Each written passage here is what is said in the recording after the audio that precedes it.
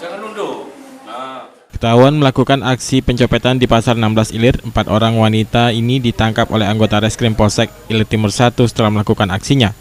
Dalam penangkapan terhadap 4 wanita ini, polisi mengamankan barang bukti hasil kejahatan berupa handphone dan dompet, serta alat yang digunakan oleh para tersangka dalam melakukan aksi pencopetannya, yaitu silet.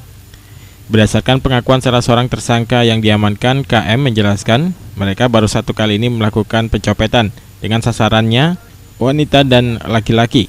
Dalam aksinya, keempat tersangka memiliki peran yang berbeda. Ada yang menghalangi, ada juga sebagai eksekutor. Ngembeknya, ada yang ini nyambut. Yang nyambut, dioper lagi. Ada yang nutup. Ada yang nutup. Rombongannya berapa? Berempat ini lah. Nah, iya. Berdasarkan hasil pemeriksaan yang dilakukan polisi, keempat tersangka ini sudah melakukan aksinya sebanyak 2 kali.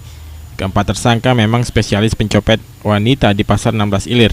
Dari Sabtu itu kita berhasil mengamankan 4 orang ini dengan 2 korban, 1 handphone, kerugiannya 1 korban lagi dompet yang berisi uang 100.000. Dan menurut pengakuan mereka, ya, khusus di Pasar 16 Ilir operasi mereka.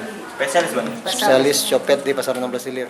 Atas perbuatannya, keempat tersangka dijerat polisi dengan pasal 363 KUHP. Selanjutnya, para tersangka pun dijebloskan ke sel yang sama di Polsek IT1.